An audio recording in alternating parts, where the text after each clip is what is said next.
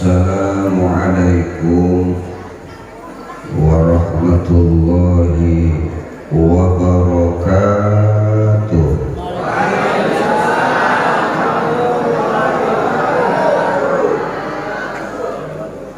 Alhamdulillahilladzi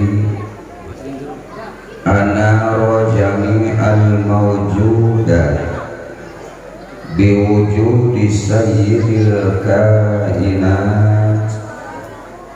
Ashhadu an la ilaha illallahul khaliqul ardi was samawat wa ashhadu anna sayyidana Muhammadan abduhu wa rasuluhu sayyidus sadat wa ala alihi wa ashabihi ulil fadaili wal karamat. Amma ba'dah. Faqad qala ta'ala fi kitabihil karim wa huwa asdaqul qailin. A'udzu billahi minasy syaithanir rajim. Bismillahirrahmanirrahim. Laqad kana lakum fi rasulillahi uswatun hasanah liman kana yarjullaha wal yawmal akhir wa dzakarallaha katsiran.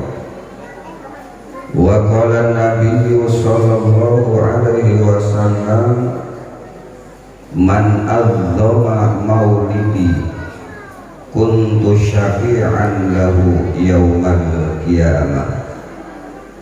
Wa qala aydan, wa man anfaqa dirhaman fi maulidi faka'annama anfaqa jabalan minadz zahabi.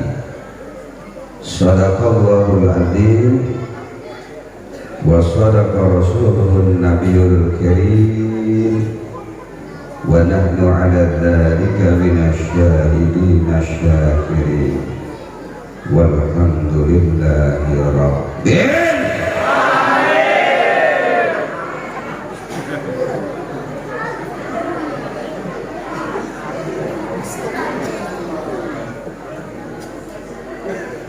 Yang kami muliakan para alim dan ulama, para ustadz, para tokoh agama, ketua musholla al-islah dan segenap pengurusnya, ketua panitia dan stafnya, bapak ibu hadirin hadirat yang semoga senantiasa dianugerahi rahmat, taufik dan hidayah oleh Allah Subhanahu wa Ta'ala. Pertama dan yang utama, mari senantiasa kita mengaturkan puji dan syukur kehadirat Allah Subhanahu wa Ta'ala yang telah memberikan izin kepada kita, memberikan kesempatan kepada kita untuk hadir di tempat ini, duduk mendengarkan pengajian. Mudah-mudahan hadirnya kita di tempat ini akan mendapatkan pahala dari Allah Subhanahu wa Ta'ala. Amin ya rabbal, amin ya rabbal, amin ya rabbal. Salawat dan salam semoga selalu tercurah kepada junjungan kita Nabi Muhammad, para keluarganya, para sahabatnya, para ahli bait dan penegak sunnah-sunnahnya. Mudah-mudahan kita yang hadir ini kelak diakui sebagai umatnya dan akan memperoleh syafaat darinya. Amin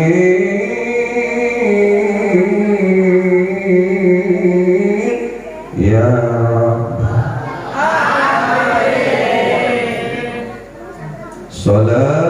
Salatullah salamullah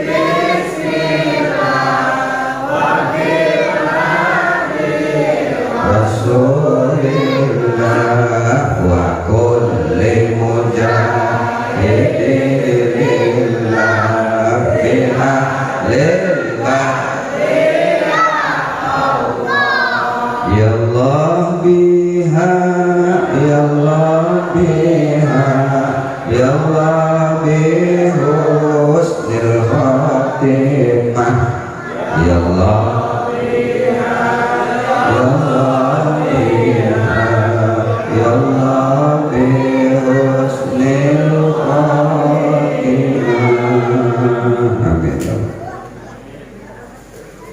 Bapak Ibu hadirin wal hadirat jamaah walimatul maulid Nabi Sallallahu Alaihi Wasallam. Sebelum saya menyampaikan tausiah di malam hari ini, saya bertanya dulu kepada ibu-ibu yang di belakang saya. Kabarnya sehat? Suaminya sehat? Dompetnya sehat?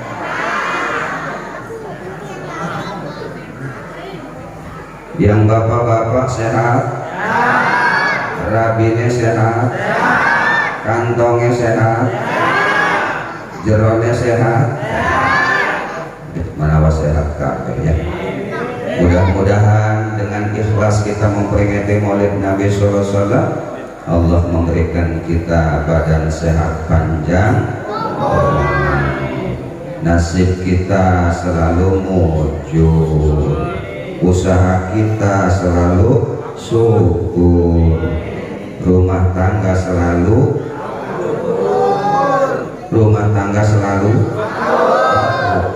ibadah jangan yang paling penting iman Islam jangan sebab kita ini calon-calon penghuni kalau iman kita luntur di kubur babak jadi lotot guys.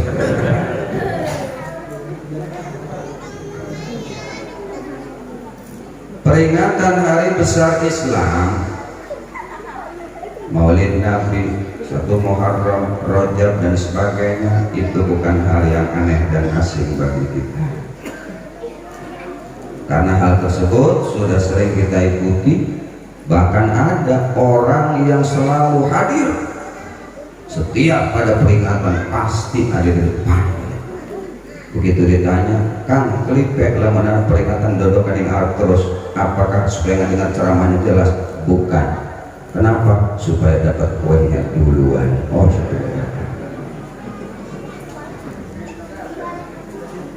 para dai, para penceramah dari kelas bawah sampai kelas atas sudah dipanggil untuk berceramah. Betul apa betul? Nggak kurang-kurang. Sing titel ustad, sing titel kiai, Arab jadi kiai, sudah didatangkan menyampaikan tausiah. Sekarang mah tinggal bukti nih. Karena semua yang disampaikan oleh para ulama itu hampir sama. Bahasa kita nih pada baik, bahasa kanan teguh gawuh, bahasa Sundana sarwa kene. Apa? Ngajak orang supaya berbuat baik, ngajak orang supaya meninggalkan perbuatan buruk. Itu intinya. Imtisalul awamir wajtinabun nawahi. Sekarang saya nanya kepada jamaah, apakah kita hadir di sini memperingati Maulid Nabi karena cinta kepada Rasul? Saya ulangi, apakah Bapak Ibu hadir di sini memperingati Maulid Nabi karena cinta kepada Nabi?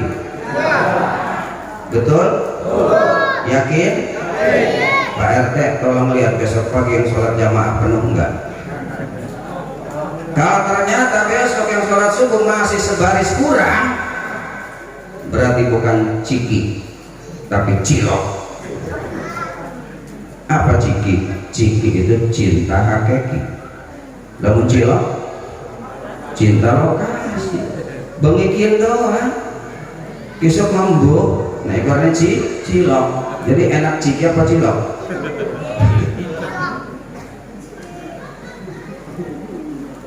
Jadi memperingati Maulid Nabi ini adalah bagian awal dari wujud rasa cinta kepada beliau. Man ahabba syai'an aktsara min dzikri.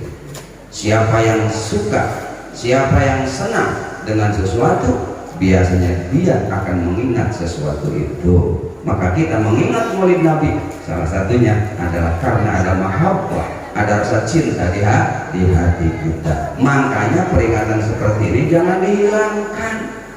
Ya, acara seperti ini jangan dihilangkan. Kenapa? Kenapa? Ayo ditanya, acara seperti ini jangan dihilangkan. Kenapa? Lamun dihilangkan proyek pusat entek.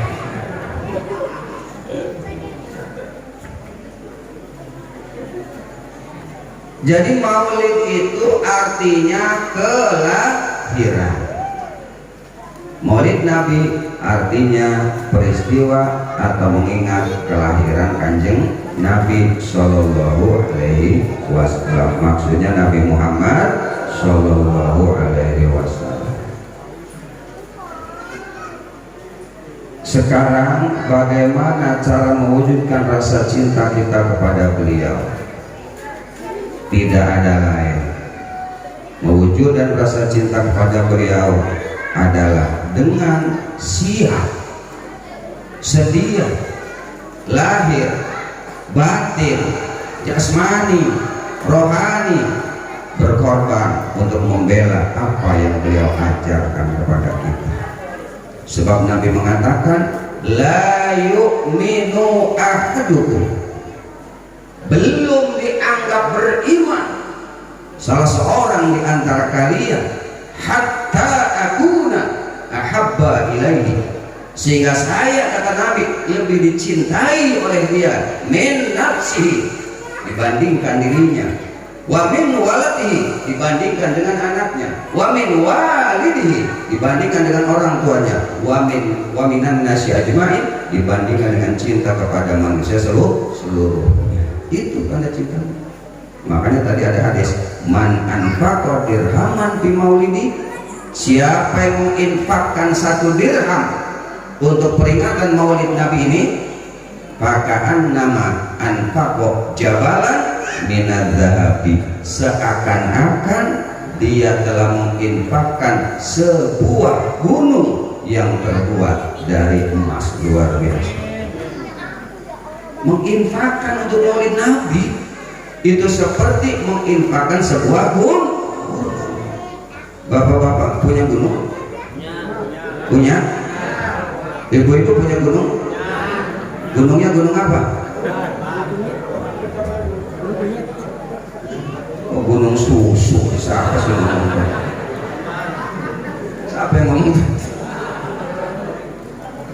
Seakan-akan menginfakkan sebuah gunung. Gunungnya bukan sembarang gunung, tapi gunung yang terbuat dari emas. Yang penting tapi dengan syarat ikhlas. Semoga apa yang diinfakkan oleh Bapak Ibu diterima oleh Allah Subhanahu wa taala. Amin ya robbal alamin. Bukti melaksanakan cinta itu adalah dengan melaksanakan perintah beliau. Apakah perintah yang wajib ataupun perintah yang sunnah? Kalau yang wajib kita sudah tahu, yang sunnah juga sudah tahu. Yang ketiga, kita mesti ngejaga yang namanya akhlak, karena memang Rasul diutus innama bu'itsu liutammima makarimal akhlaq, bahwasanya saya diutus ini adalah untuk menyempurnakan akhlak. Sekarang saya nanya sama bapak-bapak, kita punya anak kita pinter, anak kita punya titel S6 umpama, ada nggak S6? Ada ya, kan ada S3, S4, S5, S bonbon, S cendol, kan ada ya. Sekarang kita punya anak pinter tapi nggak ada akhlaknya, seneng nggak? Malah nanti bener. Ibu-ibu punya anak bodoh, kurang pinter tapi sama orang tua nurut, senang tidak? Nah sekarang bapak-bapak punya anak yang satu nurut, yang satu bandel, mana yang dikasih makan? Hah? Oh dua-duanya sih. Kudu sing nurut bae ta. Kenapa dua-duanya dikasih makan pada yang satu nurut satu bandel? Kenapa? Sebab itu anak kita. Maka bapak ibu jangan heran. Kenapa ada orang nggak salat rezekinya lancar? Kenapa ada orang nggak ibadah mobilnya nambah? Tapi sementara orang yang rajin sholat, tahajud dia kerjakan, jamaah dia tidak tinggalkan, tapi rezekinya seret besar. Doa iri, wah Allah ini nggak adil. Kenapa? Itu tetangga saya, suaminya nggak sholat, istrinya nggak sholat, anaknya nggak sholat, tapi akur-akur baik. Tapi kita nih, Rabi kadang sholat, suami sholat, tapi kadang-kadang cengker. Benar? Kenapa mereka yang nggak sholat, suami nggak sholat, istri nggak sholat, anak nggak sholat, akur-akur aja? Kenapa? Karena S3 sama setan. Jadi jangan heran kok itu suami istri nggak ribut, ya anak nggak ribut, padahal mereka nggak pernah sholat. Lawang S3 apa tadi? Sama akur-akur baik aja. Pada setan. Nah kita mah kadang-kadang suami istri sudah sholat bagus, istri bagus, tapi kadang-kadang ribut karena setan tidak senang kalau orang yang taat kepada Allah itu akur-akur saja. Makanya kadang-kadang setan itu nyelusup ke rumah kita. Kenapa bisa nyelusup? Karena bapak ibu kadang-kadang lupa kalau masuk ke rumah nggak baca Bismillahirrahmanirrahim. Makanya masuk setan, ngeganggu lah suami, ngeganggu lah istri, timbullah cekcok. Siapakah setan itu? Arane Mang Dasim.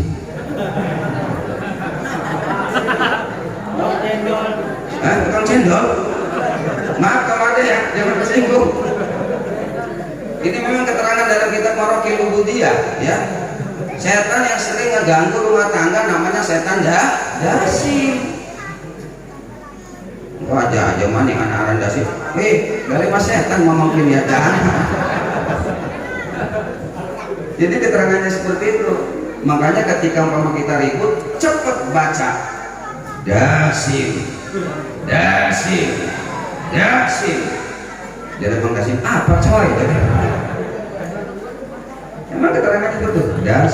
Dasim. A'udzu billahi minhu. Ya. Jadi akhlak itu penting. Lalu akhlak apa yang perlu kita amalkan, yang perlu kita terapkan dalam kehidupan sehari-hari? Saya akan urutkan dari huruf hamzah. Mudah-mudahan sampai ya selesai. Tapi subuh selesai gitu.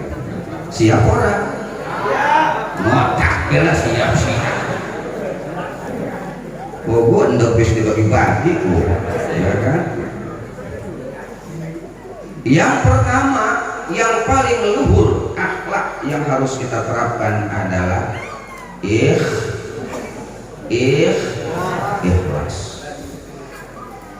Ikhlas itu kalau kita ngaji di pesantren, kalau ngaji ilmu tasrif, ilmu soroh, bentuk masdar, fi'il madi, sulasi mazid, dari wajan af'ala, yuf'ilu if'ala, akhlaso yukhlisu ikhlaso. Ikhlas ngeket apapun. Hah?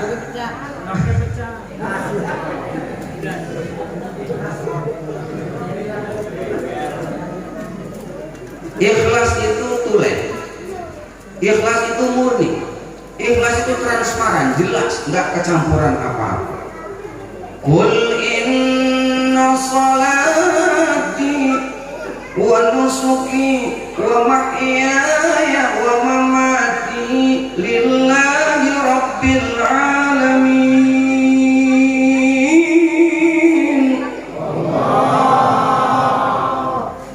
Belajar terus akhir. Kul fi'il amr mabni sukun domir anta, katakan oleh inna sholati, sesungguhnya sholatku, wa nusuki dan ibadahku, wa mahyaya dan hidupku, wa mamati dan matiku, lillahi rabbil alamin, hanya untuk Allah Tuhan semesta alam. Jadi ibadah kudu sholat harus, saya ulangi, sholat harus, jadi rabi kudu ikhlas, laki nek kawin maning orang gitu. Kenapa kok kita ikhlas? Ikhlas itu adalah ruh ibadah. Kalau ibadah nggak ada ikhlasnya, itu seperti rupa kasurah bila ruh, seperti lukisan, seperti patung yang tidak ada nyawanya. Kalau ibadah tidak ikhlas, jadi mesti ikhlas. Apakah cukup dengan ikhlas? Tidak cukup. Karena ada orang bilang, saya mah nggak sholat juga, yang penting ikhlas. Wah, tak kira kan gitu. Nggak cukup, kita ini nggak cukup di hati doang, tapi harus ada zohir, ada syariat, ada toreko, ada hakeko. Sekarang saya nanya sama ibu-ibu, pernah ngeliat kelapa nggak? Bu, pernah ngedelang kelapa orang? Yang kayak mana kelapa itu? Bapak-bapak pernah ngeliat kelapa? Punya kelapa? Berapa biji? Kedua, gede amat.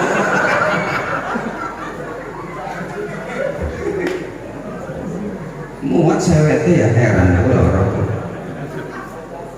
Kalau kita ngeliat kelapa, zohirnya itu kelapa.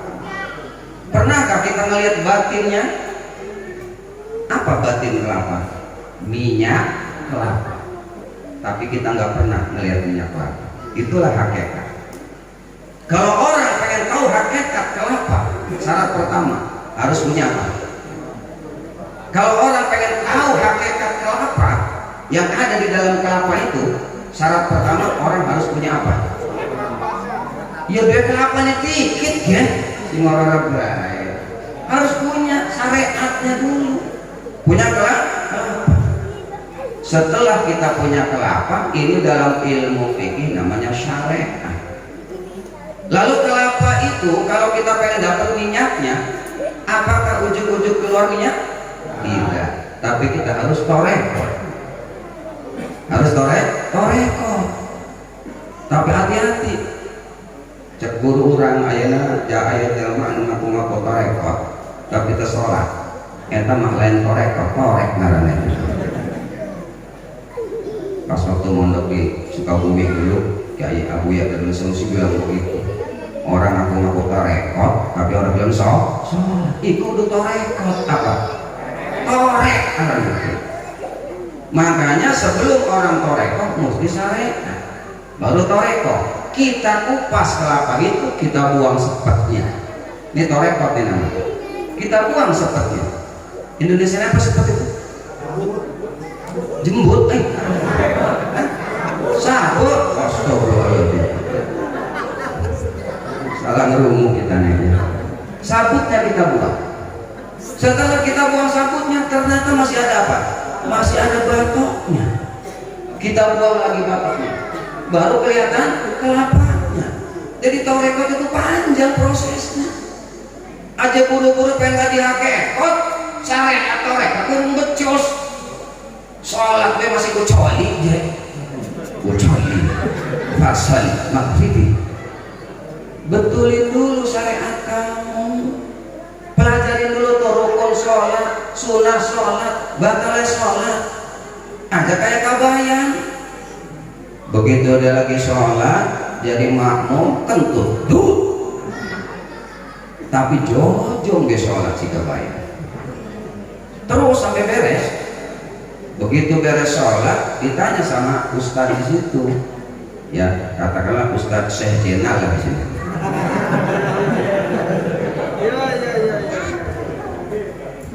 Wa baik kabayan. Kamu itu tadi sholat jelas-jelasan kamu ulang. Ibu, gitu, ya kan?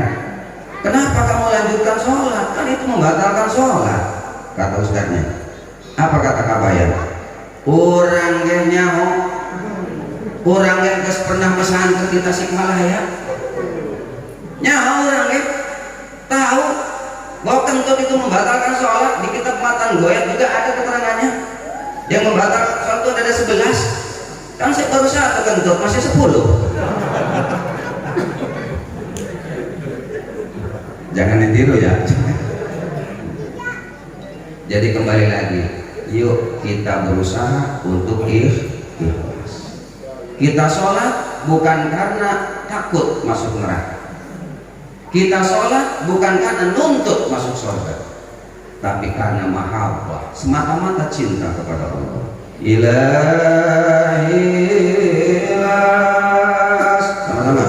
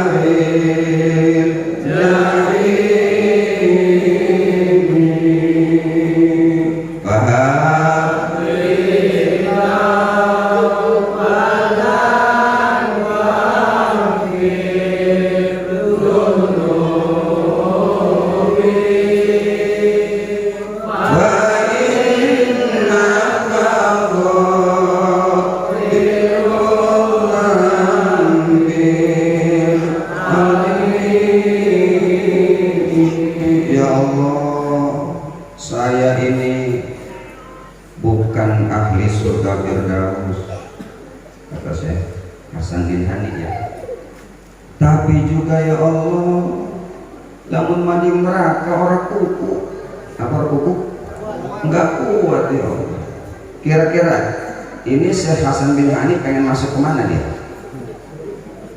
Masuk surga Firdaus, ya Allah saya nggak pantas. Lastu lil firdausi ahla. Tapi wala aqwa ala naril jahim. Tapi juga kalau suruh masuk neraka jahim enggak mampu ya Allah. Kira-kira pengen masuk kemana? Mau masuk ning siring ini artinya pemasrahan, penyerahan diri kepada Allah. Yang penting saya sebagai hamba adalah berbakti. Yang penting saya sebagai suami kewajiban berangkat usaha, berangkat kerja, berangkat ngaji. Masalah nanti ngaji bisa nggak bisa urusan Allah. Yang penting berangkat dulu pengajian. Jangan bilang gini, percuma. Percuma apa? Nih saya, kata orang tadi, walaupun nggak ngaji, kalau kata Allah pintar, pasti pintar saya mah. Jadi si ngaji, congok mereka sih. Pokok si ngaji luar bisa iki. Yang ngaji aja gendel. Apa maning sing orang udah kewajiban kita jalan. Cuma memang kata saya kemarin ya, orang itu innamal a'malu binniyat. Ya, tergantung nih. Kalau kita niatnya kuat, walaupun udah hujan geledek, tetap berangkat sholat, tetap berangkat ngaji. Betul tidak? Nah sekarang saya nanya nih, hujan geledek diundang ngeriuk, berangkat nggak? Saya nanya, ada hujan geledek diundang ngeriuk, berangkat nggak? Berangkat kan? Ada hujan geledek diundang pengajian, datang tidak? Ngaji orang. Itu. Jadi kembali lagi kita tuh mesti ikhlas. Yang Kori Ustaz Sahril Siddiq harus ikhlas. Di amplop ini terima ya tadi ya. Kalau di amplop aja gelemane wis. Karena kalau nggak ikhlas ini sakit. Kalau kita nggak ikhlas sakit hati kita. Kita telah berbuat baik, ngasih pulang duit, ngasih berbuat baik sama beliau, tapi kenapa dia nggak pernah berbuat baik kepada kita? Lalu kita marah, sakitlah hati kita. Kenapa? Karena tidak ikhlas. Datang ke musola, sholat berjamaah, begitu pulang sendalnya hilang, ngamuk. Hapok kita mah sholat tinggal islah ki. Wis telung balik hilang be sendal. Kenapa dia marah? Kenapa dia sakit hati? Karena tidak ikhlas. Tapi kalau ikhlas, insya Allah, maka dengan ikhlas hati kita akan menjadi tenang. Hidup ini menjadi aman. Ibu-ibu dikasih duit banyak sama suami, senyum tidak? Dikasih duitnya banyak, senyum tidak? Gimana senyum? Ketutupan masker atau kedelengan senyum? Dikasih banyak, dikasih dikit, senyum? Nggak dikasih? Ngotak. Senyum sih senyum, tapi ngiler senyumnya kan gitu. Ya jadi kembali lagi, tanamkan, belajar untuk ikhlas. Kalau nggak ikhlas, kita nantinya gatot. Gatot, gagal total. Sebagai contoh, kegagalan karena ketidakikhlasan. Pada zaman dulu, kata buyut saya, zaman dulu, Jerehe, ada seorang pemuda. Kebetulan pemuda ini masih apa tuh kalau belum punya istri? Udah bujang ya, dia belum punya, udah lama gitu belum punya. Jomblo ya? Iya. Kebetulan ini si laki-laki ini ngejomblo. Inisialnya namanya U. Inisialnya U. Kira-kira siapa tuh? Udin. Cuma walaupun si bujang ini ngejomblo, orang-orang memanggil dia bukan dengan nama Udin, tapi dipanggilnya dengan Joshua. Ya, si jomblo tadi dipanggilnya Joshua. Kenapa Joshua? Biar jomblo selalu soleh dan takwa. Disebutnya Joshua. Biar jomblo tapi soleh dan takwa. Si jomblonya tadi. Dia jomblo tapi taat sama Allah, takwa. Nah, suatu hari beres sholat subuh berjamaah ya, bapak-bapak sekalian, saya ingetin, ini sholat berjamaah yang paling penting itu sholat subuh sama sholat isya. Ini bapak yang pakai ini, siapa namanya pak? Hah? Pak siapa? Pak Jahani. Sholat enggak pak? Sholat ya? Sholat enggak? Orang lagi dodok aku sholat. Nah, beres sholat subuh berjamaah, saya ulangi, sholat berjamaah yang paling utama adalah sholat subuh dan sholat isya.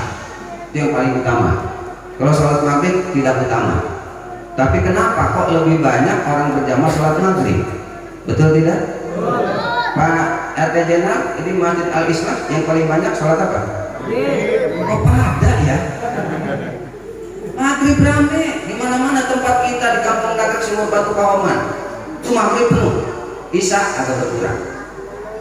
Nah, suatu saat kok penuh nih sholat isya, ya kan? Ada apa ini? Oh ternyata undangan marhaban. Berarti nanti keciri tuh, ya kan? Lamun biasanya masjid saya itu sepi, kok tiba-tiba rame antara dua. Kalau enggak undangan marhaban, undangan riuh. Betul apa betul? Di sini mah enggak ya? Di sini mah enggak ya? Enggak beda maksudnya. Jadi beres sholat subuh, beliau beres sholat subuhnya terus beres sholat ya langsung pulang, zikir dulu ila dulu isamsi sampai matahari muncul. Itu dianjurkan seperti itu ya. Jadi kalau kita sholat berjamaah subuh, aja lantas ngacir, zikir dulu terus sampai matahari terbit, baru kita pulang. Kata Nabi, man jalasa ba'da sholati subhi fa zakarallahu ta'ala ila tuli samsi fa ka'annahu hajja wa amara. Siapa yang sholat subuh lalu berzikir sampai terbit matahari, seakan-akan dia telah berhaji dan telah melaksanakan umroh. Pak Jenderal, lihatin mulai besok ada nggak yang zikir sampai terbit matahari? Boro-boro, assalamualaikum warahmatullahi, assalamualaikum warahmatullahi, ngajir. Kok buru-buru pengen ngising? Oh bener harus salah Pak. Jadi beres sholat subuh, beres zikir, jalan-jalan lah melaksanakan anjuran pemerintah, ya kan, untuk jogging pagi. Walaupun Ustaz jogging ya, jogging jalan. Maraton, maksudnya maraton ya biar sehat lah. Kenapa? Al mu'minul qawiyyu khairun minal mu'minid dhaif. Orang mukmin yang kuat itu lebih baik daripada mukmin keleot. Kuat pagi, alhamdulillah. Sing mantep muslim. Berangkatlah maraton. Begitu maraton keliling kampung, ngelihatlah sebuah pohon yang di bawahnya ada jeruk, ada macam-macam lah, pisang, terus anak kemenyan, apa karena itu? Sesajen. Ada sesajen. Jadi sebuah pohon yang dijadikan tempat peribadatan oleh mereka. Wah, jiwa ibadahnya. Namanya orang lagi mantep-mantep ya, lagi menter-menter ya. Wah, ini kemusyrikan, harus saya hancurkan ini. Tidak bisa, ini akan merusak tauhid. Kata siapa tadi? Si Joshua. Apa? Joshua. Ajaruddin lah, Joshua ya. Kesal dia, pokoknya akan saya tebang pohon ini. Pulanglah dia ke rumah, ngambil faksud.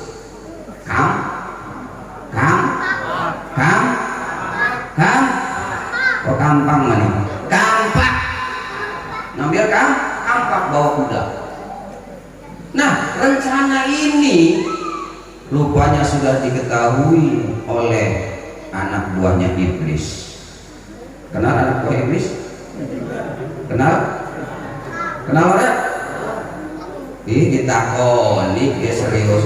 Kenal enggak dengan anak buahnya iblis? Harus kenal ya. Kalau nggak kenal nanti kita ketipu sama mereka itu. Harus kenal nih. Oh ini anak buahnya iblis. Oh ini anak buahnya RT. Ini anak buahnya Ustaz. Harus kenal. Takut keseliru. Nanti dikira anak buah RT, anak buah iblis lagi kan? Harus kenal. Saya tanya sekali lagi. Kenal dengan anak buah iblis? Kenal? Kenal enggak? Kenal ya? Pantas mirip. Jadi rencana pengen menghancurkan pohon ini sudah diketahui oleh si anak buah iblis itu, setan laknatullah alaih. Biarnya setan, murid pinter ya. Setan itu bukan pinter, tapi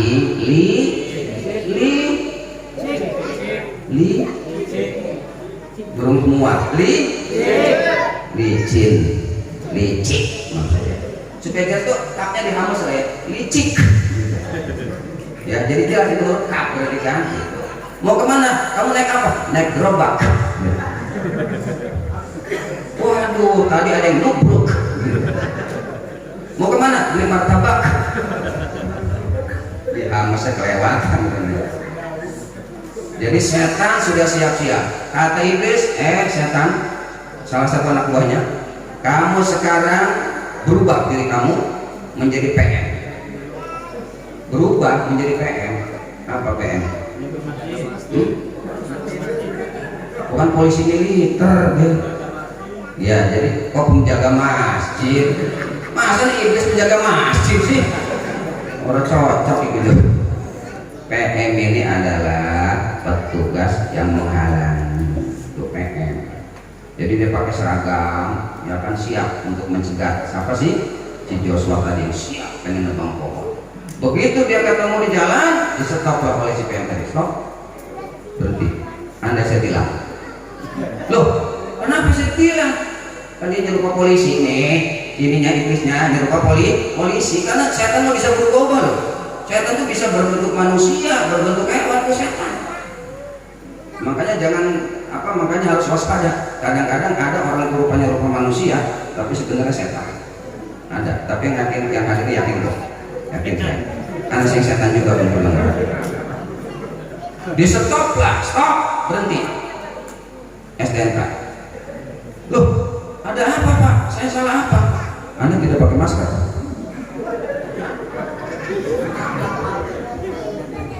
Jadi si polisi ya kan? Tuh. Letakkan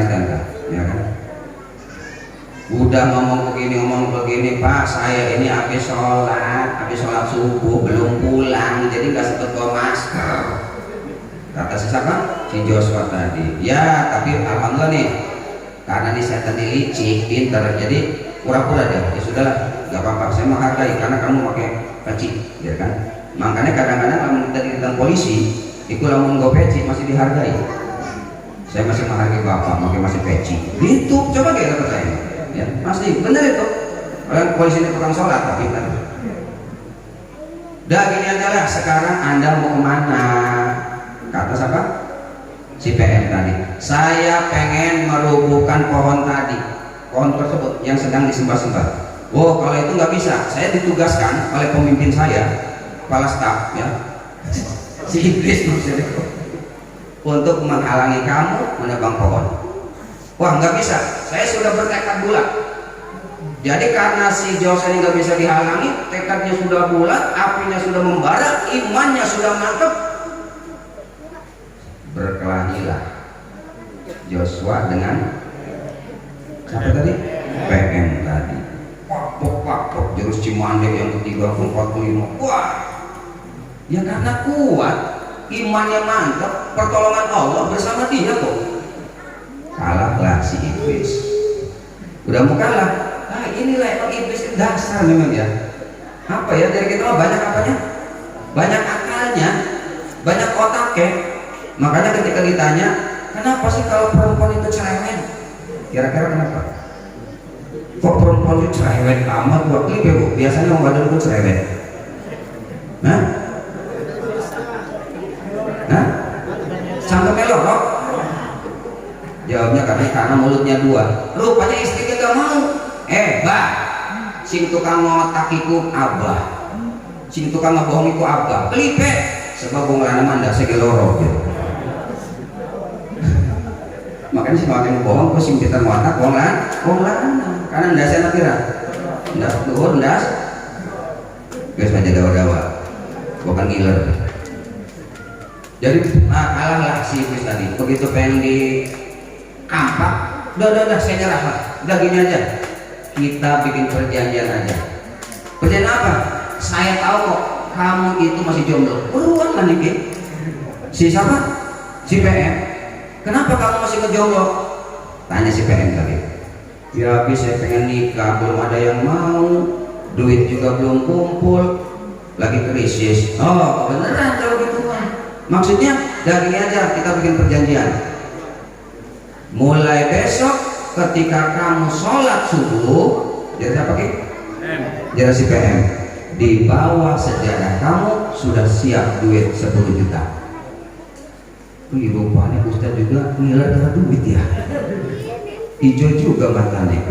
Wih, ya juga rencana mah. Mulai Ki, mulai kegodan, ya kan? Makanya ada inilah singarannya kiai ulama juga kadang-kadang bisa tergoda. Ya, modelnya sih ceramah moral lah gitu. Karena memang saya ceramah ini bukan cari duit, insya Allah enggak, tapi butuh duit.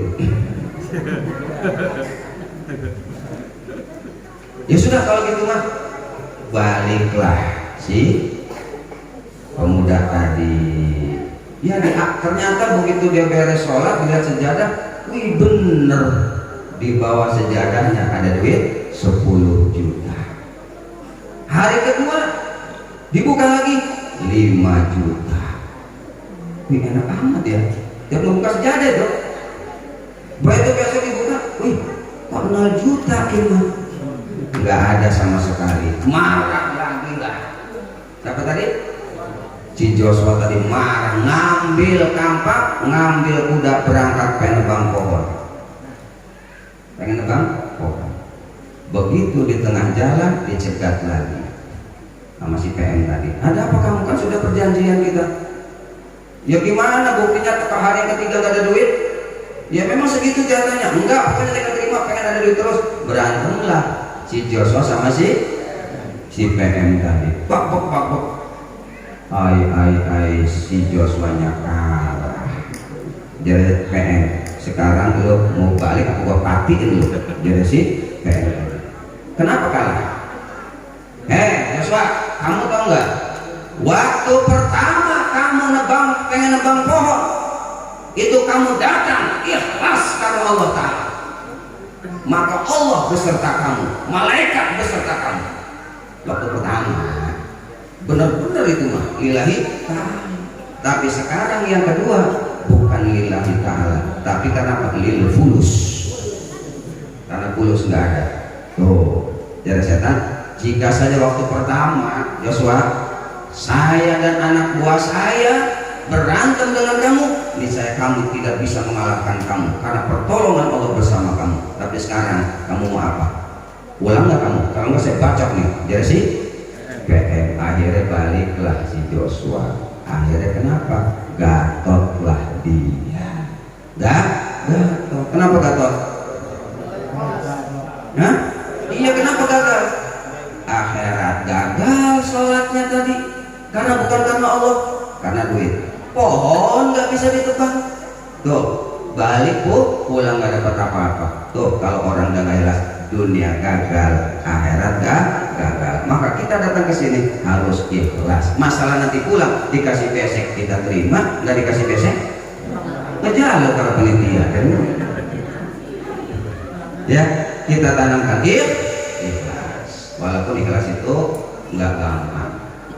Gimana caranya? Jaga hati kita. Nih Pak, gimana supaya hati kita bisa lempeng? Ada 5 obatnya.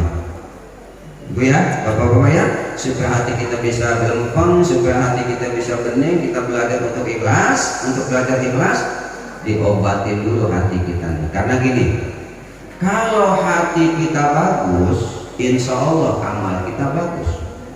Kalau hati kita buruk, ya tetap buruk. Makanya siang-siang tuh ada ibu-ibu selawatan, manggil ngaji ya. Gimana selawatannya? Ibu-ibu sekalian, pengajian, janganlah kita lupakan, sebab itu kewajiban. Dasar orang niat ngaji dijawab. Saya juga sudah ngerti, hari ini jadwal ngaji, tapi saya belum nyuci. Suami minta dilayani. Itu kalau memang orang gak niat, berbagai macam alasan mesti gembor selawatan dia. Inamal amalu ini ya. Ada 5 obat hati kita. Tibbul qulub khamsatun. Obat hati ada 5. Yuk kita baca sama-sama. Tombo hati. Yuk. Terus ya.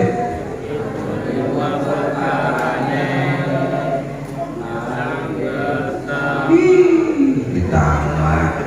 Kamu luang peyek begancang bisa. Tombo hati iku 5 sawarnane, kaping 1 maca Quran semaknane, kaping 2 salat wengi lakonono, kaping 3 wong kang saleh kumpulono, kaping 4 weteng sirah kudu ngelih, weteng ira kudu leuwih, kaping 5 zikir wengi ingkang suwe. Tuh obat hati 5. Mulai 1, 2, 3.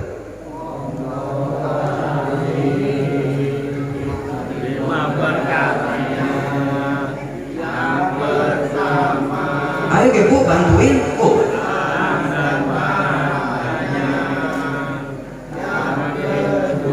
Ayo di muka anu lagunya gak ada nyanyi-nyanyi. Sudah jelas. Tombo ati yo. Tombo ati. Iku 5 sawarnane. Kaping 1 maca Quran semaknane, kapindhone salat wengi lakonono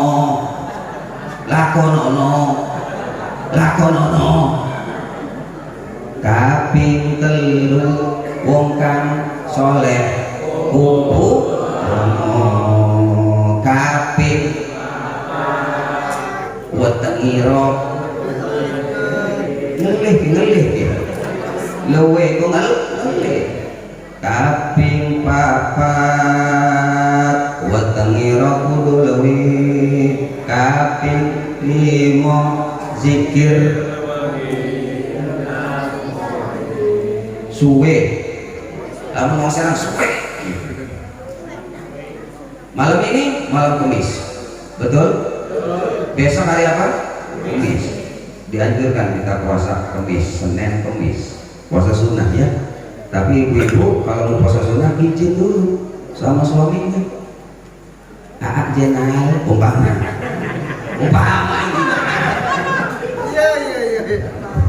kata istrinya, ada Pak Dinda jadi rapi itu kan dia alam besok Dinda pengen puasa boleh tidak Kakanda? Kata Jenal, kalau kata Pak Jenal ya udah silakan, maka ibu-ibu istrinya boleh puasa sunnah. Tapi kalau kata Pak Jenal jangan deh. Kenapa Kak? Nanti habis sholat subuh mau saya pakai dipakai kondangan, wih ngeres berpikiran lah. Tuh ya, jadi kalau nggak ada izin suami tidak boleh sholat sunnah, harus izin suami. Jadi yang pertama obat hati adalah moco Quran semaknane. Maksudnya apa? Quran tuh dibaca. Cukupkah dengan dibaca? Belum cukup, tapi mesti dimengerti maknanya, dipahami isinya. Makanya kuncinya Bapak Ibu, kalau rumah kita pengen terang, kalau kita pengen bercahaya, kalau rumah kita pengen punya aura, kuncinya 3. Yang pertama, biasakan baca Quran di rumah. Malam ini baca Quran, gak usah banyak-banyak lah, semalam aja 2000 ayat sedang. Satu, baca Quran. Yang kedua, sholat sunnah. Makanya maaf ini ya, kalau ibu-ibu mah sholatnya bagusnya di rumah. Kalau ibu-ibu mah sholatnya di rumah. Tapi kalau bapak-bapak yang laki itu lebih bagus sholatnya di masjid. Sholatul jamaah afdalu min sholatil fardhi bisab'in wa ishrina darajah. Sholat berjamaah itu lebih baik daripada sholat sendirian dengan 27 derajat. Cuma supaya dapat 27 jadi jangan sembarangan. Setiap musola, setiap masjid harus ada BPI. Setiap musola, setiap masjid harus ada BPI. Apa BPI? Badan Penyeleksi Imam. Ya. Jadi orang-orang pengen masuk jadi imam mesti diseleksi dulu oleh ya 4 juri lah, 4 dewan juri siap menyeleksi akan jadi imam. Nggak bisa sembarangan. Iki mas ompong jadi imam. Alhamdulillahi rabbil alamin ar-rahmanir-rahim maliki yaumiddin syiratal ladzina wa syiratal harus dipilih. Yang jadi imam tuh harus bagus bacaannya, sehari-harinya juga bagus. Lagi mau beres imam, enggak celana poket, celana pendek, berpeligir, geladak, geliduk. Begitu jadi imam fasik namanya itu. Harus dipilih imam ratib itu, sehari-harinya bagus, ya kan? Aja berpikir baik. Pokoknya imam itu mesti jadi apa? Teladan bagi makmumnya. Karena apa? Al-imam al-muqtada. Imam itu yang diikuti. Lebih jadi imam jadi imam musola, jadi imam pakai celana lepis, bolong pisan lepis, terus ngokos oblong, anak tulisan angker bir, makanan waladhdallin. Jadi makmum tadinya pengen amin, berhubung ada tulisan makanya kita sholat itu jangan menggunakan pakaian-pakaian yang bertulis-tulisan. Iki sholat gambar atau gaca anak tulisan lanjutkan macam-macam, polos, baju yang polos. Ini saya minta maaf, kenapa baju saya merah, bukan PDI saya mah kan, maka sengaja sorbannya hijau biar akur antara PDI dengan P3. Makanya sorbannya hijau ya kan, ini putih ya benar ya Ustaz mah gitu maksudnya. PDI saudara saya, P3 saudara saya, Golkar saudara saya, Demokrat saudara saya, semua saudara ke, selagi dia muslim itu saudara saya. Itulah Ustaz ya, nggak peduli partai apapun, nggak pro kemana-mana, saya mau netral. Jadi ulama seperti itu karena semua adalah saudara saya. Sing PDI tegak menedit terima, Golkar terima, dulu sing tegak ya kan, lumayan anak 5 partai dipira aku coba masa payah-payah gitu. Wih, karena sing iki orang kan tim sukses orang kan. Jadi sholat malam ya, sholat malam, sholat wengi lokono. Insya Allah Pak, bukti kalau nggak percaya. Bagi yang belum pernah sholat malam, bapak ibu, kalau ibu bangun duluan, istri bangun malam duluan, bangunin suami.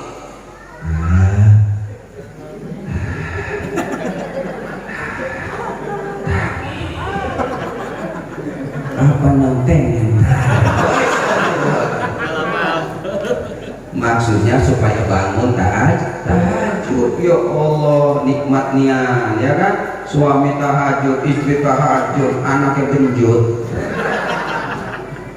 Nikmat tuh sholat malam tuh, bukti kalau nggak percaya. Sholat malam tuh nikmatnya luar biasa. Tempat saatnya kita curhat kepada Allah Subhanahu Wa Taala. Ya Allah, sampai sekarang saya masih ngejomblo ya Allah. Nggak kasih gelem kalau kita kepingin ya Allah. Curhat sama Allah. Hai, Pak Anen masih ngejomblo ya. Curhat mah jangan sama Ustaz, masalah mah curhat mah jangan sama RT, karena manusia mah ada bosennya. Coba kita percaya, besok datang ke Pak Jenal, Pak Jenal mau curhat kenapa? Primen ya kok duit dikit seret amat mama kali. Hari itu mungkin dikasih jalan, ya kan? Besok ke kamane, mubeng manusia. Tapi Allah Tuhan kita, maaf saya nunjuk ke atas, bukan berarti Allah itu ada di atas, tidak ya, Allah itu tidak butuh tempat. Makanya kita sholat jangan coba-coba ngegambarin Allah, jangan coba-coba. Ketika kita pengen sholat supaya khusyuk, digambarin berupa Allah. Apa yang anda gambarkan di hati anda itu bukan Allah. Sebab laisa kamitslihi syai'un, Allah tidak sama dengan apapun. Cukup kita sholat ada kiblat, baca usholi sebentar. Cuma kan usholin aja kewakehan. Jadi imam mentang-mentang pengen pas ya, usholi besok rampul balik. Jadi imam, tunggu, jangan takbir dulu, saya mau siap-siap. Ucol.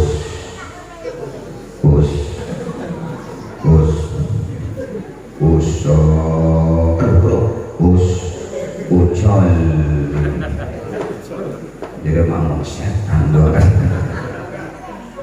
Usul 5 udahlah, itu mah sunnah, nggak usah terlalu pentingin ya, nggak usah pentingin. Jadi kita coba nanti malam sholat ya, siap tidak? Ibu-ibu kalau bangun duluan bangunin bapaknya ya, kalau nggak bangun sempol. Kata Nabi, apabila istri bangun duluan, suami bangunin, kalau belum bangun kepretin pakai air. Terus perhatian Nabi demikian.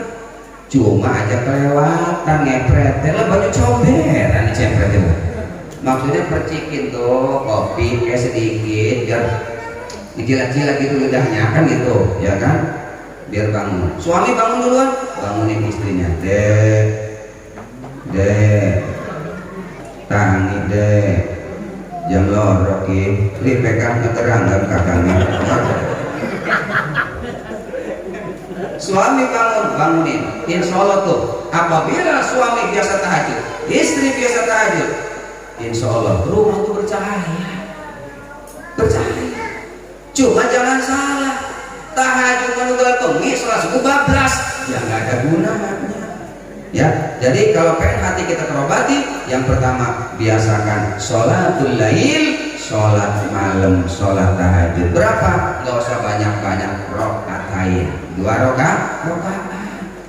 Yang dibaca apa? Gampang. Rakaat pertama Fatihah, rakaat kedua Fatihah dan kuliah, rakaat kedua Fatihah dan kulhu. Jadi rakaat pertama Bismillahirrahmanirrahim, kuliah, Allahu Akbar. Rakaat kedua Bismillahirrahmanirrahim, kulhu, Allahu Akbar. Yuk dimongkon nggak coy? Kuliah surat Al-Kafirun, kulhu surat Al-Ikhlas. Nggak bisa kuliah sama kulhu. Rakaat pertama kulhu, habis Fatihah. Rakaat kedua kul. Jadi kul dengan kulhu. Kulhu nggak apa? Fatihah saja cukup. Karena bacaan sholat tidak ada yang wajib suratan yang dibaca kecuali surah Al-Fatihah. Maka dulu kita ngaji Fatihah itu dimatengahkan. Kenapa? Karena inilah surat yang wajib dibaca di dalam sholat. Yang lain-lain nggak usah. Makanya kalau jadi imam itu nggak usah panjang-panjang, nggak sah nanti sholatnya. Bismillahirrahmanirrahim, panjang nggak bisa. Sedang-sedang aja baca Qurannya, ya. Dan rakaat pertama, kita sholat maghrib, habis Fatihah, waladhdallin. Dah, amin ya. Bismillahirrahmanirrahim. Kafha ya ain shad. Allahu Akbar. Enak kayaknya, gak beres tuh. Di rakaat kedua, waladhdallin. Bismillahirrahmanirrahim. Alif lam mim. Allahu Akbar. Sepakat ora? Sing sepakat wong edan. Ya boleh sih, boleh ya. Cuma dari pengurus be ada di gomani imam. Ampun kon. Kok bisa alif lam ra pasti bener. Jadi sholat tahajud kerjakan. Beres kita sholat tahajud, yang kedua apa? Buat yang kedua. Yang pertama bukan sholat tahajud ya. Yang pertama tadi maca Quran ya, maca Quran. Yang kedua kapindo nih sholat bungi laporan. Jadi sholat malam. Cuma buat Bapak Ibu sholat tahajud mah mesti tidur dulu. Kalau nggak tidur la sama tahajudan, tidak bisa disebut sholat tahajud. Baca Quran, pahami maknanya. Sholat tahajud 2 rakaat minimal. Lebih bagus, udah terhitung waktunya. Apa banyaknya? Yang ketiga, apa yang ketiga? Hah? Kaping telu wong kang soleh. Hah? Wong kang soleh kumpulono ya? Kaping telu wong kang soleh kumpulono. Maksudnya apa, Bu? Ibu harus senang sama ustaz. Ibu bapak harus senang sama ulama, harus senang sama kiai. Jangan sentimen. Iki mana ustaz sing muncul baik, apa mau ustaz enom sing tua ki mulai. Waduh, kesaingan kita dulu. Maaf di sana di kampung saya itu Nagreg. Waduh, orang kau bukan ustaz enom sing tua kesingkir. Waduh, aturan kita sing doa gitu. Waduh. Wong kang soleh kumpulono, jangan benci sama orang soleh. Awas, lakmul ulama summun qatil, dagingnya ulama racun yang mematikan. Sengit bekor kiai, sengit gak dengan saya? Sengit orang benci nggak? Motak sing bener sih. Ya yakin kok, kalau misalnya terbalik ya, kalau sengit pasti balik. Alhamdulillah kan. Makanya dari ulama nih kitab Taklimul Muta'alim, siapa yang pengen jadi ulama, siapa yang pengen jadi ustaz, siapa yang pengen jadi ulama, maka dia harus senang sama ulama. Kalau dia nggak jadi ulama, anaknya yang jadi ulama. Amin ya. Kalau nggak anaknya, cucunya. Kalau nggak cucunya, cicitnya. Kalau takut. Cocoknya. Mungkin saya pernah bertanya ya. Mungkin ada orang, kok itu anak itu jadi ustaz ya? Padahal bapaknya preman. Mungkin kakeknya dulu seneng sama ulama. Gitu, jangan heran. Padahal bapaknya preman ya. Tapi kok begitu punya anak kok jadi ustaz? Mungkin dulu kakeknya, nih kakek si anak ini adalah orang yang cinta ulama. Jadi netes nih cucunya rupanya. Bapaknya orang netes ya. Sing netes gapehe bener. Itu kunci yang pertama. Jadi wong kang soleh kumpul. Maksudnya apa? Ada pengajian kita datang, ada majelis taklim kita datang. Iki majelis taklim pengajian yang harapan orang kedelang di depan muka kita nggak kelihatan. Kenapa? Buta mata kita. Sebetulnya bukan matanya, tapi hatinya ya. Jadi dimanapun ada kiai, dimanapun ada ulama, dimanapun ada ustaz, kita harus cinta, harus senang dengan ulama. Yang keempat apa tadi? Buat tengiro, wudu luwi. Jadi kita biasakan untuk tirakat supaya hati kita ada bening. Biasain puasa. Terserahlah puasa apa, Senin Kamis kayak Nabi Daud kayak ya, terserah. Supaya apa? Jangan sampai isi kita ini cuma sayur asem doang. Diisi puasa. Kemudian yang kelima, obat hati kita biasakan untuk zikir ingkang suwe, zikir yang lama. Zikir, baca tasbih ke, baca la ilaha illallah ke, baca alhamdulillah ke, dan sebagainya. Yang penting zikir ya. Fazkuruni azkurkum waskuruli wala takfurun. Berzikirlah kepadaku maka aku akan ingat kepadamu. Itu obat hati. Jadi kalau hati kita pengen rada bersih, biasanya 5. 1 baca Quran dan artinya, yang kedua sholat malam kita kerjakan, yang ketiga senang dengan orang soleh, yang keempat biasakan berpuasa, yang kelima zikir yang lama. Tuh cara untuk mendapatkan keikhlasan. Jadi kita belajar untuk ikhlas, tetapi bukan berarti saya sudah ikhlas, tidak. Makanya ikhlas itu ada tingkatannya. Sekarang saya sholat tapi berharap ya Allah saya sholat supaya rezekinya dilancarkan, saya baca Quran. Sama gini, siapa yang baca surat Waqiah setiap malam, man qara'a suratal Waqiah kullal lailatin lam yaftakir abadan. Siapa yang baca surat Waqiah setiap malam, maka dia tidak akan fakir selamanya. Baca Waqiah tiap malam sampai 40 hari, masih fakir tuh. Dimarahin Waqiah. Mau tak Waqiah kan bohong. Jangan bilang begitu Pak. Ini kan fikuli lailatin. Setiap malam kita nggak tahu apa 40 hari, apa 2 bulan. Yang penting itu. Tapi nanti datangnya ketika kita sudah terbiasa baca Waqiah, yang tadi udah nggak keingatan lagi. Nah kata Allah, iki wis ikhlas di wong iki. Ya kan? Kalau pertama, kedua masih ada di sini ya, masih ada pengen-pengen tadi lah gitu ya. Tapi begitu dia baca Quran, dia sudah lupa dengan tujuan tadi.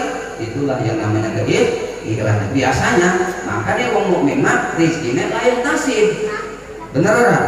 Rezeki kita mah tidak disangka-sangka. Lagi bingung, ya Allah, bingung ya. Beras langka, minyak langka, rabi kekeangan.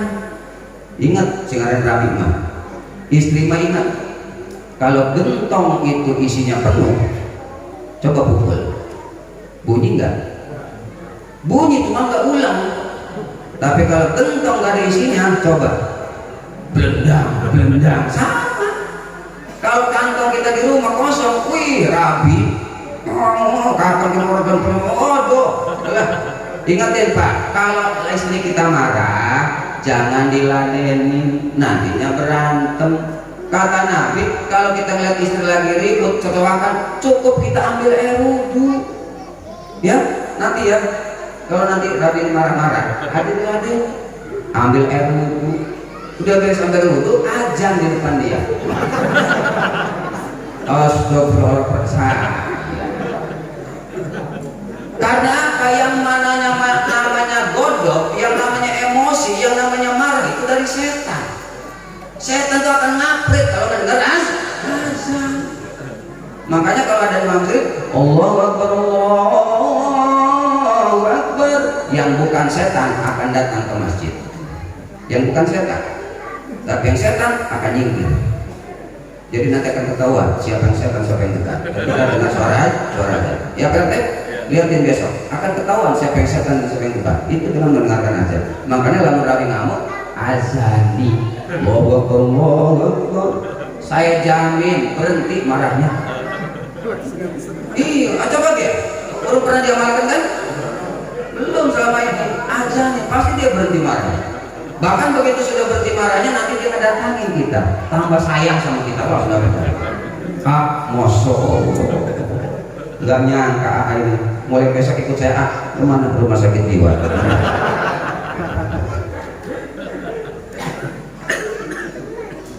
Ya, jadi apa tadi yang keberapa tadi? Yang kelima ya, zikir wengi zikir yang banyak. Itu cara diantara untuk mendidik supaya ikhlas. Beres ikhlas. Ini baru satu nih, akhlak yang pertama ikhlas. Ini masih 25 ini akhlaknya. Jam pirang dikit nih jangan. Oh, sudah jam 11. Wih itu balik jam 1, masa di maning jadi rapi sudah amat. Dah 5 lagi aja ya. Sepakat gak 5? Sepakat. Tapi masing-masing 1 jam nih. Yang kedua, akhlak setelah kita ikhlas, yang kedua adalah istiqomah. Apa istiqomah? Istiqomah itu artinya tolabul qiyam, supaya kita mencari supaya tetap jejak. Banyak hamba di antara hamba-hambaku, tapi sedikit yang punya keinginan. Kam min abdin walaysa biqasidin. Kalau kita mengaji min hajil abidin, banyak orang hamba tapi sedikit yang punya keinginan untuk suluk, untuk ibadah. Wa kam min qasidin walaysa bisalikin. Di antara orang yang pengen tadi, sedikit yang pengen jalan. Wa kam min salikin walaysa biwasilin. Di antara orang yang suluk jalan tarikul ibadah, itu sedikit yang sampai tujuan. Kenapa? Ketika kita suluk menempuh perjalanan ilallah Ta'ala, menuju Allah Ta'ala, disinilah awari penghalang-penghalang mulai datang kepada kita. Setan akan mengganggu kita dari depan, dari mana lagi? Samping kanan, samping kiri, belakang. Itu 4 penjuru bakal menggoda setan sama kita. Makanya al-jannatu huffat bil makari wan naru huffat bisyahawat. Surga itu diliputi oleh hal-hal yang tidak sesuai dengan nafsu. Ini surga nih, pengajian ini surga sebenarnya. Cuma kita mulai kok sini tes goyang-goyang. Coba menurut gardu, bari ngopi, bari gaplek, kotor sampai subuh. Wah, mau dikipasi kalau setan. Tapi yang mendodok turun di pengajian, dodok turun di ceramah, diaburi paku di sini teh. Makanya kedua masih gubrak anak paku nih. Duduk kayak orang betah, gubrak. Oh, bukan ada pakunya, kiai, ini ambil ya. Oh iya. Jadi istiqomah itu kita terus berjalan. Supaya apa terus berjalan? Supaya wusul ilallah, sampai kepada Allah. Nah, ketiga jalan inilah godaan-godaan mulai datang. Ada 4 yang bakal menggoda kita nih, yang bakal menghalangi kita. Yang pertama adalah dunia, yang kedua adalah sesama makhluk, yang ketiga adalah syaitan, yang keempat adalah nafsu. Mungkin kata nafsu, wah daripada ngedengerin ceramah mending nonton apa? Mending nonton sinetron lah daripada dulu. Itu kata setan. Mungkin kan berangkat masjid diceluk batur ya. Kan hati di masjid, engkau sih duduk dikit, ngopi-ngopi dikit. Nah, kok setan itu mulai tuh. Ya kan, hati-hati ya. Setan itu akan menggoda kita dari depan, dari kanan, dari kiri, dari belakang. Kenapa nggak dari atas? Allah tidak mengizinkan.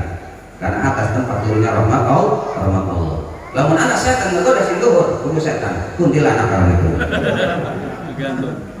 Allah nggak mengizinkan dari atas. Dari bawah bukan nggak diizinkan. Wah, gengsi gua menggoda manusia dari bawah, itak kita. Sedangkan lu dewek setannya, ya. Aba wastakbara wa kana minal kafirin.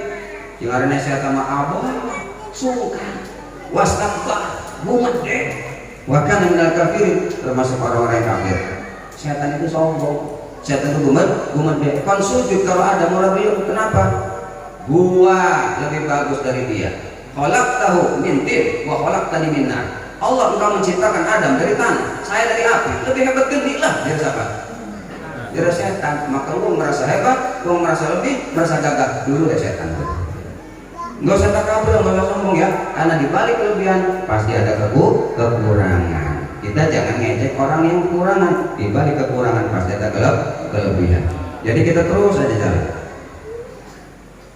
Ada yang ngomongin ke, nggak ada yang ngomongin ke, ada yang muji ke, ada yang enggak, tetap lagi sholat terus berangkat.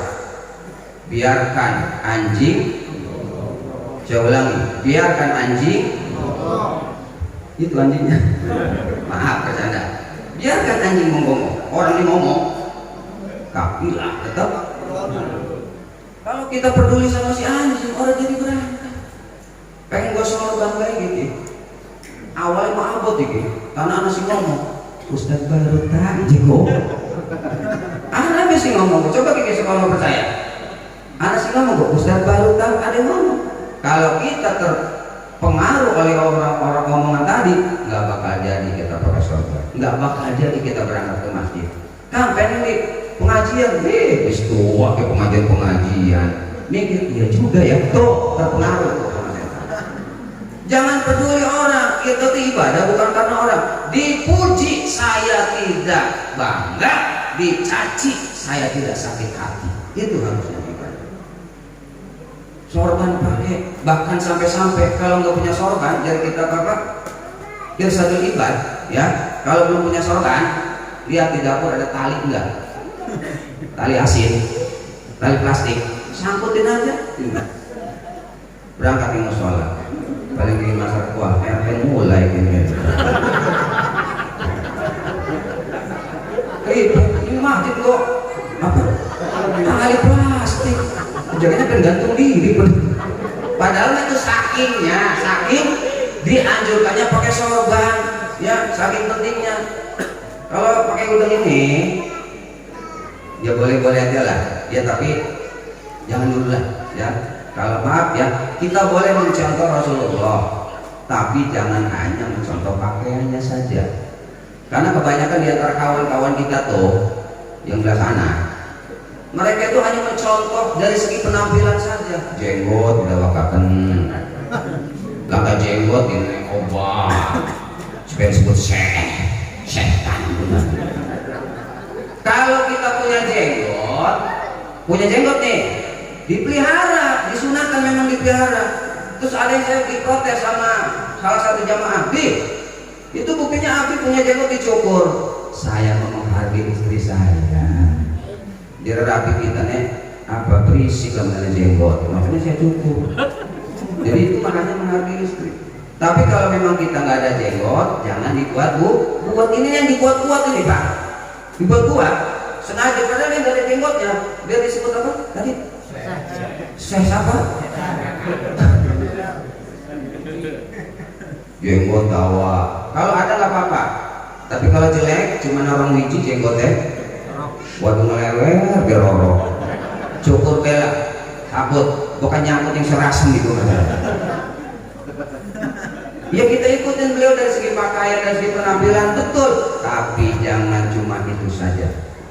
Akhlak Rasul, perbuatan Rasul. Lagi mengedelang ikutnya Rasul, jenggotnya dawa ngelonjor ada kiblat, berarti kita nggak jaga akhlak. Jenggotnya dawa minum ngadeg, makanya nggak bakal saya minum ini. Makruh kan? Minum sambil berdiri. Gimana Ustaz? Belah kanan, kemurun merenek, kayak umbelas kayak gimana? Ngaku Ustaz minum es, wongnya gendut balik sapam baru.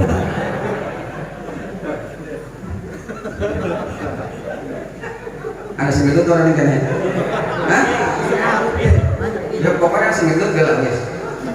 Ya artinya nih Ustaz harus nyontoh. Kalau masalah ngerokok nggak apa-apa, silakan aja. Cuma bagusnya ngerokok aja ke tangan, gosikin. Maksudnya ke tangan kiri lah ya kan. Karena kalau makan minum itu tangan kan, tangan kanan. Jadi kembali lagi, kita belajar istiqomah. Istiqomah itu terus. Kenapa harus istiqomah? Saya ulangi, Bapak Ibu tidak akan dapat nikmatnya ngaji kalau belum istiqomah ngaji. Bapak Ibu belum dapat karomahnya sholat kalau belum istiqomah sholat. Kalau kita baru mulai sholat belum biasa, itu kayaknya pegel. Tapi kalau sudah membiasakan sholat, semakin lama ternyata semakin nikmat sholat itu. Makanya boleh saja kalau sholat sendiri mah ya, rakaat pertama Yasin, rakaat kedua Waqiah. Kalau sendiri, tapi kalau orang banyak jangan, cukup yang sedang-sedang saja. Kayak kita silsilah, hadoroh, ngedoa. Kata guru saya Abu Yaqi Haji Farid Al-Mudi Kupang Tebak, santri, kalau kamu mendoa jangan panjang-panjang. Kelipet Pak, ordinnya selawat sekarang pada Allahumma panjang-panjang. Maksudnya gini, jangan terlalu lama. Ini kadang-kadang doa bawa bener. Rupanya si ngundang mulai gedong. Allahumma inna a'udzubika minal khubuthi wal khaba'is. Ya Allah, dengan yang WC yoga. Kalau doa di orang banyak itu muktadol hal sedikit tapi tepat. Laiki ma acara ngakol. Allah ma'alif bainahuma kama alafta baina adam. Kumaha doa pengantin kun mah. Begitu pengantinan Allah maghfirlahu. Ya. Jadi sedikit tapi tepat. Ya kayak Abah Haji Mulaka tadi, ya. Walaupun ada daun pitar jadi istiqomah supaya dapat karomah. Untuk istiqomah tadi kita siap, ya. Siap apa? Menanggung resiko. Siap untuk menanggung omongan. Karena tidak semua orang senang dengan kita. Tidak semua orang senang dengan kita. Ini maulid Nabi ini bagus nih. Tapi saya nggak yakin kalau semua orang senang dengan maulid Nabi. Betul tidak? Padahal ini udah bagus. Anaknya semua orang senang. Makanya kalau kita dengerin omongan orang, nantinya kita nggak jalan. Bismillahirrahmanirrahim. Berangkat, terserah apa kata orang los. Karena saya tidak butuh kepada pujianmu, saya juga tidak takut dicela olehmu. Saya hanya takut kepada Allah Subhanahu Wa Taala. Jalan aja. Yang terakhir aja. Yang ketiga adalah ini yang akan kita biasakan, yang memang belum dibiasakan, ikramud dhaif. Ya, sebagai orang muslim, sebagai kita mengikuti sunnah Rasul, kita berusaha untuk memuliakan tamu yang datang. Jadi begitu tamu datang ke rumah kita itu jangan diajak ngobrol dulu. Silakan Pak, minum. Tuh, makasih dia saya kan di rumah bukan sombong. Di atas meja sudah siap air sumur. Air aqua maksudnya. Jadi orang yang datang silakan minum. Kita kan kadang-kadang kebalik ya. Wis popo jam muka nungguin balik orang ini kita kan dari si tamu si mau bro aus makanya dia bro. Makanya tadi itu begitu kamu datang dipersilakan minum dulu. Oh tadi nggak saya minum kenapa? Pajananya di mana mempersilahkan. Kita muliakan tamu. Siapa tamu yang kita muliakan? Sapa saja. Jangan pilih dulu ya. Tolong ya kata ya. Pajananya masih ada ya? Ya. Siapa saja yang datang ke rumah kita, apakah dia tukang kredit, orang minta-minta, tetap kita muliakan. Kalau dia datang minta-minta, masuk dulu Bu, sebelum saya kasih, minum dulu, ngopi dulu, nanti baru saya kasih. Itu muliakan dulu tuh orang datang. Tapi begitu enggak? Boro-boro, wis ngenes mari ngoceh, siarkan kita sumbangan maulid bae. Wis kena sewu, pengen tugel duit deh, ngoceh mana? Mending kena yang gede. Kalau kita ngasih itu kena senyum sih, ngasih itu senyum, nggak ngasih senyum. Kita ngasih sedikit tapi senyum lebih baik daripada banyak nggak senyum. Kira-kira pilih mana nih? Kita dikasih 1 juta sama orang, tapi dia ngasihnya nggak senyum. Atau kita dikasih 1.000 sama orang, tapi dia ngasihnya sambil senyum. Pilih mana? Juga mata duitan emang enggak menyakitkan hati walaupun 1 juta juga. Tapi kalau si biarin doyan duit biarin aja lah senyum sing penting si antane gitu. Nah ini salah. Kita tuh yang ngasih itu mesti menghargai minta. Kenapa? Walaupun orang tuh yang minta bawa mobil sedan, yang minta tuh bawa mobil truk, yang minta bawa kuda yang bagus, kalau Anda punya kasih, jangan diselipit. Sirahnya minta ke mobil sedan, jangan. Pokoknya dia minta tadi butuh kasih. Nggak ngasih, maaf, hari ini saya belum bisa ngasih ya. Insya Allah besok nggak ngasih juga. Sama tetangga juga kita mesti ingat, kapan kita beli durian, ingat tetangga kulitnya kasih. Ya minimal orang uli durian ini minimal uli apa nih? Belum, bukan. Ibu-ibu kalau masak sayur banyakin airnya, kirim tetangga. Assalamualaikum, ada apa nih? Kirim kuah tempe. Bukan kayak gitu, artinya ketika kita dapat nikmat, wa amma bi ni'mati rabbika fa'addith. Benar kata ini kalau Ustaz. Apabila Anda mendapat nikmat, fa'addith, cerita. Jadi lamun ngobrol karo batu, kalau bicara sama batu jangan ngomong lagi orang duit baik. Cuma lamun ketemu, wih deh. Orang kopsrok deh, ya kelindas. Harusnya lamun ketemu batu itu ngobrol itu lagi punya duit, bro, alhamdulillah lagi ada rezeki kita. Rokok petang bungkus. Itu ketika ada kita ngomong, ketika nggak ada diam. Tapi dibalik, malah dibalik. Ketika nggak ada, pakai curhat deh. Bro, utang belum beres dari dia. Tuh, lagi nggak ada mah kita ngomong, tapi lamun lagi duit, mampus suaranya bisa. Ampun ya. Padahal perintah Nabi, wa amma bi ni'mati rabbika hadis. Ketika kita dapat nikmat, ceritakan. Kenapa kita sedekah? Salah satu adalah kita rasa syukur. Fa amma bi ni'mati rabbika hadis. Ini kita sedekah untuk melalui Nabi, yakin kok bakal dibalikin 10 kali lipat balasannya.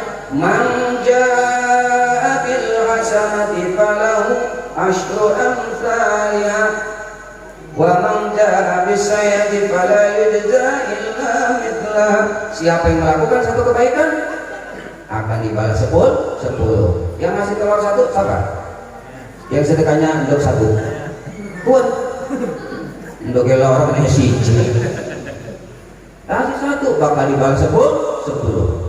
Jadi kalau kita ngasih 1 telur, nanti dibalas 10 telur. Ngasih 10 telur, 100 telur. 100 telur, ya tinggal dikali 10. Karena 1 bakal dibalas 10. Buktinya salah contoh ya sebagai penutup. Suatu hari Siti Fatimah dengan suaminya Ali bin Abi Thalib, itu dia pengen makan delima. Siti Fatimah, istrinya Ali bin Abi Thalib, pengen makan delima. Ngomonglah, kakanda saya pengen makan delima. Dari Ali, waduh, lagi cekak meninggal. Apa cekak? Ali bin Abi Thalib lagi cekak juga dia. Bahasa kita lagi kanker. Waduh, lagi gak punya apa-apa, tapi istri pengen makan delima. Cuma dia yakin, wa may yattaqillaha yaj'al lahu makhraja wa yarzuqhu min haitsu la yahtasib. Siapa yang bertakwa kepada Allah, yaj'al lahu makhraja, akan diberi jalan keluar, wa yarzuqhu, akan diberi rezeki min haitsu la yahtasib, dari tempat yang tidak disangka-sangka. Bismillah, tanpa bawa apa-apa, Ali bin Abi berangkat ke pasar pengen tuku delima, padahal nggak bawa duit apa-apa. Kenapa? Dia yakin, alhamdulillah ada saja yang pokoknya ada aja jalan ya untuk bisa beli delima. Cuma memang Ali bin Abi orang yang waroi, nggak doyan bermewah-mewah, ya. Dibelilah delima dapat 1. Begitu pulang di tengah jalan bawa delima, ada yang minta, Pak, tolong Pak, saya belum makan setahun. Jadi Ali modal sama. Jadi Ali, waduh, ini ada yang minta. Kalau nggak saya kasih, saya melanggar perintah Allah. Wa ammas sa'ila fala tanhar. Ada yang minta, jangan kamu bentak, tapi kamu kasih. Tapi lamun dinakan, apa yang terjadi? Ini saya punya delima Ali nih. Ada yang minta, Kalau saya kasihin, resikonya apa? Fatimah orang delima. Sekarang lebih cinta istri apa lebih cinta pengemis? Kira-kira? Sekarang saya nanya nih, bapak-bapak kalau bawa mobil ya, terus istri ikut, ibu kita ikut, yang ditaruh di depan istri kita apa ibu kita? Hah? Gua biasanya aku diajak kalau laki nih megang mobil, di depannya ning arep apa ning banser? Hah? Saya nanya nih, ibu biasa di mana? Di belakang. Tolong jadi suami, jangan memenangkan istri kita. Jangan memenangkan istri kita, harus menangkan ibu kita. Jadi yang duduk di depan sama kita bukan istri kita, tapi ibu kita yang taruh depan. Ya, jadi ibu dodok minara. Rabi ira wis rabi kita meninggal serap apa. Ini kan kadang-kadang kita kan lebih mementingkan istri. Maaf ini ya, maaf. Lebih mementingkan istri mengalahkan ibu kita sendiri. Sedangkan Rabi mah anak bekasnya. Sampai bu bekas hati kita. Ada bekasnya kan? Tapi istri, tapi ibu nggak ada bekasnya. Nah jadi kembali lagi ini mah Ali bin Abi Thalib ingat firman Allah tadi ya, wa ma apa tadi? Wa amas sayla fala an. Udahlah yakin aja lah. Terus dia boleh ingat ya kan? Manja abil hasanati falahu asyru amsalha. Siapa yang ngasih dari 1 pasti dibalas 10 dari 5. Kasih bismillah pulang. Begitu pulang disambut oleh Fatimah, sehat. Oh ternyata sodako itu bisa nolak bala, sodako itu bisa nolak bencana, sodako itu bisa obat dari penyakit. Maka orang serang kayak saya, kamu ngebangun rumah syukuran tunggalin. Bikin rumah itu syukurannya 3 kali, mendasi syukuran, masangka syukuran, beres di rumah syukuran 3 kali. Saya orang Ustaz itu belum balik, ya kan? Sodako ternyata bisa ngobat dari penyakit. Ada orang nggak sembuh, ke dokter nggak sembuh, ke suster nggak sembuh, ke berobat kemana nggak sembuh. Ternyata dengan sodako bisa jadi sembuh penyakitnya. Jadi sodako itu bisa ngobatin penyakit. Apa nih tadi? Yang tadinya pengen makan dari udah nggak mau makan lagi, tadinya lemas jadi sehat, sampai pun dirangkul. Ibu-ibu nanti kalau suaminya pulang segera dipeluk suaminya. Iki mau boro-boro meluk sindir apa dompet. Jadi begitu itu selang beberapa lama udah sehat, udah seneng, udahlah nggak apa-apa lah kali nanti sudah diganti. Alhamdulillah nggak lama. Tok. Assalamualaikum. Ada orang yang datang. Tadi ada segini Ustaz, ada lagi ya. Lagi orang doa apa? Tok. Assalamualaikum. Tiba-tiba ada segini berkat boleh doang kan gitu. Ya terus boleh doang jadi. Datanglah Salman Faris bawa baskom. Apa itu Salman Faris? Ini dari Rasulullah. Apa? Hadiah buat engkau, Ali bin Abi Thalib. Begitu dibuka, jeng jeng. Apa isinya? Isinya apa? 5, 10. Masya Allah. Jadi begitu dibuka ke 5, ngelamun aja Ali. Tuan Ali, bukannya senang dikasih 5, kok ngelamun? Bukan masalah ngelamun, saya lagi mikir kenapa? Allah itu berjanji siapa yang melakukan satu kebaikan akan dibalas 10. Ini masalahnya 5 ada 9 ini. Ini 5 ada 9. Masa Allah berbohong? Kemana nih? Iya tak kantong isi jikit. Oh ternyata benar. Ya, jadi janji Allah tidak akan bohong. Innallaha la yukhliful mi'ad. Pesan saya, kita biasakan 3 saja dulu ya. Yuk kita berusaha untuk ikhlas. Yang kedua kita berusaha untuk istiqomah. Yang ketiga kita biasakan untuk ikramul dhaif, memuliakan tamu yang datang, siapapun dia, apapun dia, statusnya pun tetap kita muliakan. Sebagai penutup ingat apa ayo amalkan ilmu yang sudah kita dapatkan. B, berak yang banyak. B itu bertaubatlah mumpung ada kesempatan. C, ngajak. C, carilah ilmu, jangan bosan. D, balik D gimana? D huruf D doa jangan dilupakan. Ndogir jukut. Itu eratkan tali persaudaraan. Dagang. Fulus dibutuhkan. G. Gunakan waktu sebaik-baiknya. H. Ayo H. Hormati orang tuamu. I. Ingat mati. J. Habis I kan J ya? J apa? Cepat J. Hah? Kok cukup endok?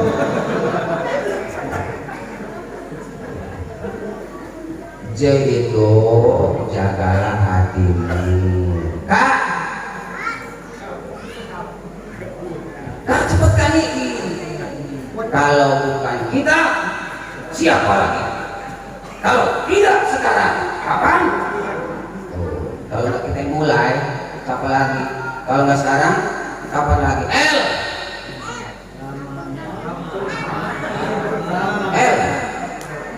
Lupa selanjutnya. Demikian semoga bisa diterima. Kepada Allah saya menampun, kepada ibu bapak saya minta maaf. Sebelum kita tutup kita istighfar.